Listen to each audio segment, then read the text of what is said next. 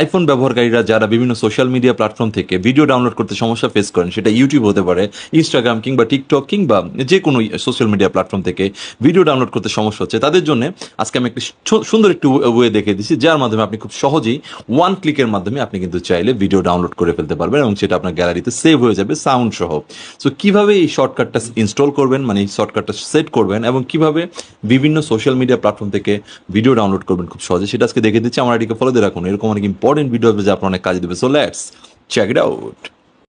আপনার আইফোনের সাফারি ব্রাউজারে চলে যাবেন, গিয়ে লিখবেন অল ভিডিও ডাউনলোডার শর্টকাট, সেটা গুগল থেকেও লিখতে পারেন। লিখার পরে সাফারিতে গিয়ে আপনি দেখুন এখানে অল মিডিয়া ডাউনলোডার নামে যে প্রথম যে ওয়েবসাইটটা দেখা যাচ্ছে সেটাতে ক্লিক করবেন। এরপরে দেখুন এখানে গেট শর্টকাট লেখা আছে, সেটাতে ক্লিক করবেন।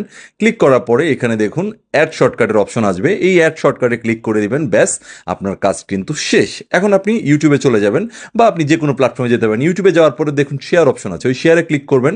ক্লিক করার পরে একটু রাইট সাইডে চলে যাবেন, গিয়ে দেখুন এখানে মোর অপশন আছে। এরপরে আপনি নিচে উপর দিকে স্ক্রল করবেন। স্ক্রল করার পরে দেখুন এখানে অল মিডিয়া ডাউনলোডের অপশন দেখা যাচ্ছে, এখানে ক্লিক করবেন এবং আপনার ডাউনলোড শুরু হয়ে যাবে। একটু পারমিশন চাইবে, আপনি অ্যালাউ দিয়ে দিবেন, ব্যাস ডাউনলোড আপনি শেষ হয়ে যাবে। ঠিক একই পদ্ধতিতে আপনি যে কোনো প্ল্যাটফর্ম থেকে ডাউনলোড করতে পারবেন। ডাউনলোড শেষ হয়ে যাওয়ার পরে আপনি আপনার গ্যালারিতে চলে যাবেন। গ্যালারি থেকে আপনি দেখতে পারবেন যে আপনার ভিডিওটা কিন্তু অলরেডি আপনার গ্যালারিতে সেভ হয়ে গেছে। Thank you.